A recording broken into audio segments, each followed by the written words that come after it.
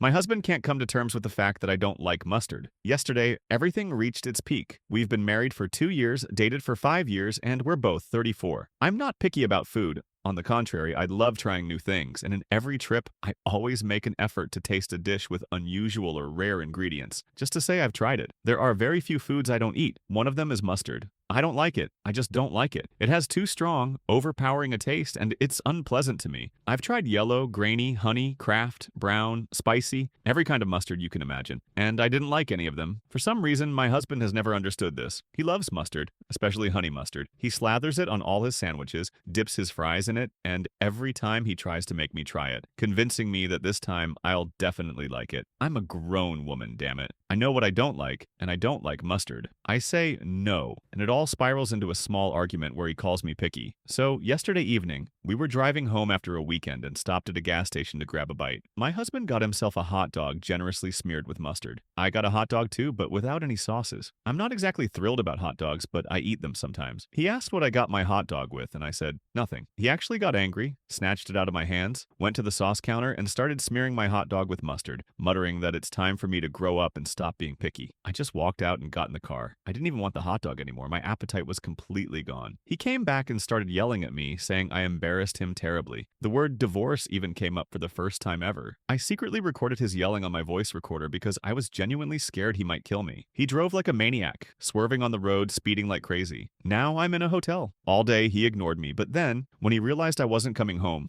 the call started. Endless voicemails and messages. He sent me a screenshot of a Google search for local divorce lawyers. I haven't eaten anything all day and have been crying in this damn hotel room. I don't want a divorce and I regret not eating that mustard. Please, someone explain to me what's happening. Am I in danger? Why is my husband reacting this way to my taste preferences? I'm completely broken. Update 1. Here are answers to some questions. Regarding intimacy refusal, if I said no to intimacy, he respected it, but he'd still ask again and again. At first I gave in until I started dreading it. He bought all sorts of things to make it more enjoyable for me or for him, or easier. I don't know. Before, I loved making him happy. Now I don't, but he keeps asking and asking. I started responding. I said no. Are you trying to force me? Then he'd wince and get offended, saying I was implying he'd rape or coerce me. Do I have support? No, I've always been a person with a very small social circle. I lost touch with college friends. Most of our friends are his. I feel like a failure because of this, but I essentially have no close friends of my own. No parents either. My dad died when I was a teenager, and my mom passed away recently from heart failure. No siblings. Financially, I can live on my own and afford a divorce. I just didn't want it to come to this. The mustard thing was always just an annoying little issue. I never considered it a reason to break up, but apparently it's too important to him. We don't have kids or any joint property. Our finances are separate except for one shared account we both contribute to for monthly bills. We were planning to buy a house. I'm safe right now. I'm at work, living in a hotel, and we'll stay there until I figure out what to do next. My husband keeps writing, mostly saying he loves me and doesn't want to lose me, but I brought this on myself by refusing to talk or come home. I'm not responding. I don't know what to say. Late last night, I forced myself to eat food from my favorite delivery place. All night, I made a list of every instance when his behavior made me anxious. It seems mustard is just the tip of the iceberg. Update 2.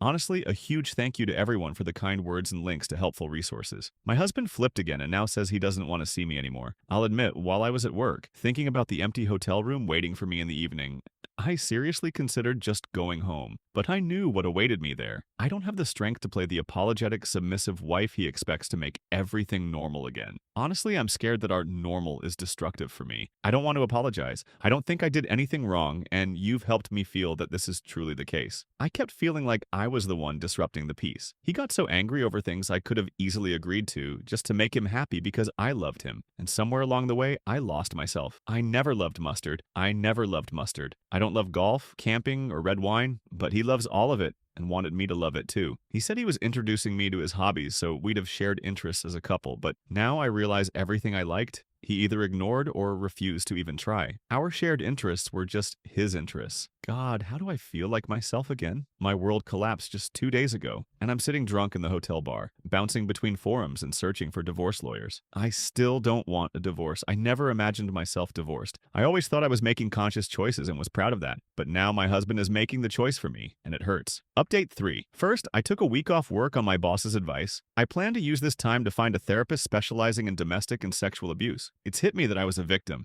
and I'm absolutely devastated. I'm also looking for a divorce lawyer. Second, my husband found the hotel I'm staying at, probably followed me from work. He was waiting in the lobby. God, my heart stopped when I saw him. I realized I didn't miss him at all. I was afraid to make a scene in front of everyone. I need to unlearn that. So I sat with him in the lounge area and talked. I pointed to a security camera and said if he tried to hit me, it would be recorded, and I'd call the police immediately. He was shocked and said he'd never touch me. I reminded him how scared I was for my life in the car. He went silent. He asked, "Why aren't you coming home?" I calmly, without emotion, said, "Because you're divorcing me." He said he didn't mean it. He was just angry. I replied, "Normal people express anger normally. You threatened to end our marriage. I'm taking it seriously." He got furious and asked if that meant I thought he was abnormal. Honestly, I just wanted the conversation to end, so I said, "If that's all you heard, there's nothing more to talk about." I added that I'm getting a lawyer, and he should too if he hasn't already. He snapped, saying it was all over one mistake. I just looked at him. When I stood up, he grabbed my wrist tightly and I pointed to the camera again. That only made him angrier. He's never been able to handle jabs at his ego. One mistake? It wasn't one mistake. It was a years-long pattern of abuse. It was threats, intimidation. I told him if he tries to contact me again, except to send his lawyer's contact info, I'll call the police. He let go. I'd love to say I was badass and celebrated in my room, but I just collapsed on the bed and sobbed. I felt so bad, so sick, so hurt. He really doesn't care about me. I've been calling local therapists. God, why is it so hard to find a specialist? Too many advertise but don't actually take new patients. It's outrageous. I've also started looking for support groups for victims of domestic and sexual abuse. In less than a month, my life has changed beyond recognition, and he feels no guilt. He thinks it's all my fault. Update 4. I have a divorce lawyer. That's all I'm ready to share here. I can also say I've moved.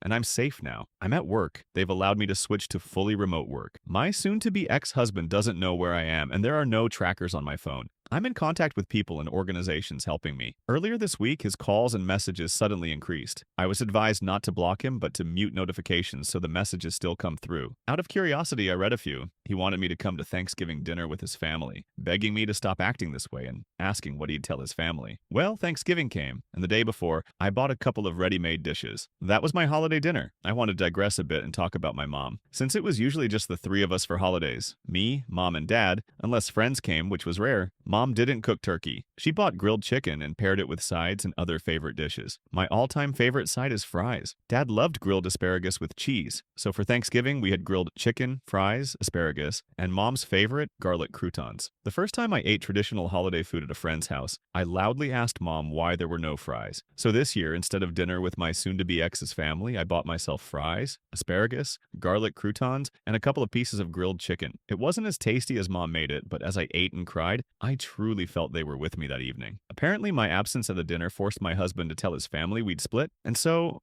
Friday morning, I got a call from an unknown number. I thought it might be my lawyer's home number. It was my mother-in-law. She begged me not to hang up. I stayed on the line. She started saying I'm like a daughter to her, that she loves me, that her son loves me, and how could I leave him over such a trivial thing? He told her only about the mustard. In his version, I looked like a hysterical, controlling woman who needs everything her way. According to my mother-in-law, he just put a little mustard in a separate cup and offered me to try it in the car, and I supposedly freaked out and declared I was filing for divorce. Then she started asking which lawyer I'd gone to and what I'd told them. She also reminded me that lying in court is a crime. My lawyer had warned me not to share anything we discussed with his family. It took everything in me not to say anything. Instead, I just hung up. She hasn't written or called since. Believe me, I'd love to send her the recording where her son screams that he should bash my head in, calls me a stubborn bitch, threatens divorce, and promises to crash the car off the road if I don't start acting normal immediately. I wanted to scream into the phone that her precious little son started all this, and I'm just doing what he wanted. I've come to the conclusion that you can't treat someone you love like that. Normal people don't demand intimacy from someone who's already said no. Normal people don't force their food on someone if they don't like it. There's something wrong with this person. He sent me a message last night calling me a bitch for making his mom cry. He also wrote that he'll find me and even a locked door won't stop him. He'll take me home anyway. I forwarded those messages to the appropriate people. I understand this isn't the happiest update, but things are actually moving in the right direction. And so, before we move to the next update, I suggest you share your opinion in the comments right now about what you've heard so far. Do you agree with the author that normal people don't demand things and so on? Because honestly, I don't entirely agree. Normal people discuss things and try to find a compromise. After all, everyone dislikes something, and any partnership is essentially about compromises. I give in to you on something, you give in to me on something. That's normal to me. So saying definitively that normal people don't demand and so on doesn't seem entirely right to me. And then, like in any partnership, either you agree and make compromises for each other or you part ways. Of course, the mustard story is some kind of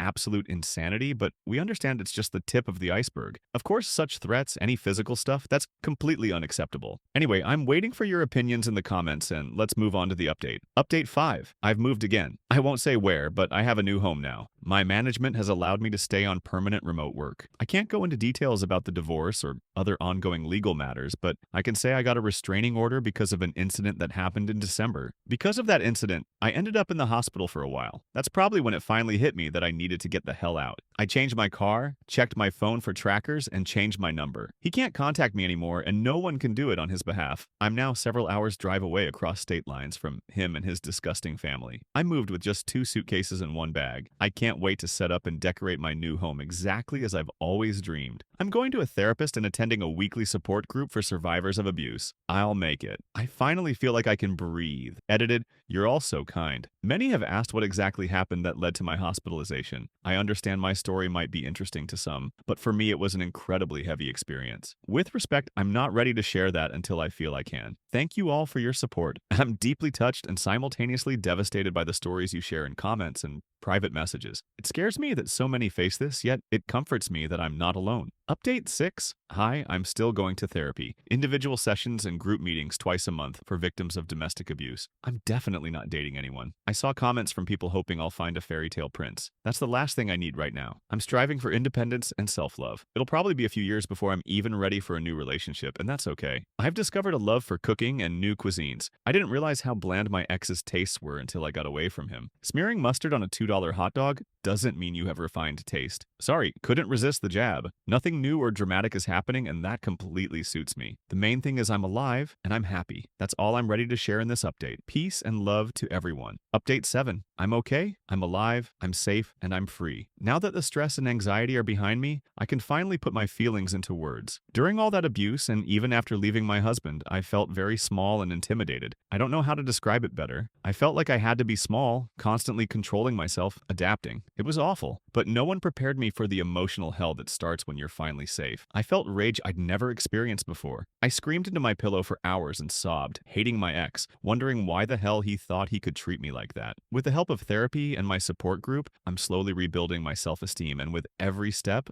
I feel more anger for myself. I read the book, Why Does He Do That? And though it helps understand why my ex abused me, the anger doesn't lessen. I'm angry for myself as a person. He was polite to others, but thought I deserved all that crap. It infuriates me. Of course, besides rage, there was also sadness and relief all at once. I think I slept for several days straight after leaving. I was in a fog. My therapist said all of this is absolutely normal. I don't want this update to sound negative, quite the opposite. There's good news too. My therapist recommended yoga and Pilates, and it's been amazing. Long stretches, feeling strength, getting back in shape. It's helped me so much. I feel healthy. And yes, I cry when I do hip opening exercises. I've made friends, real friends. I joined a local women's club in my area, and we do different activities twice a month. Next week, we're doing embroidery. Everyone brings snacks, and we just have a good time together. In short, I'm alive, I'm angry, but it's part of healing, and I'm working on being happy. And I'll never eat mustard again. And I'll never again let anyone force me to do something I've already said no to from the first time.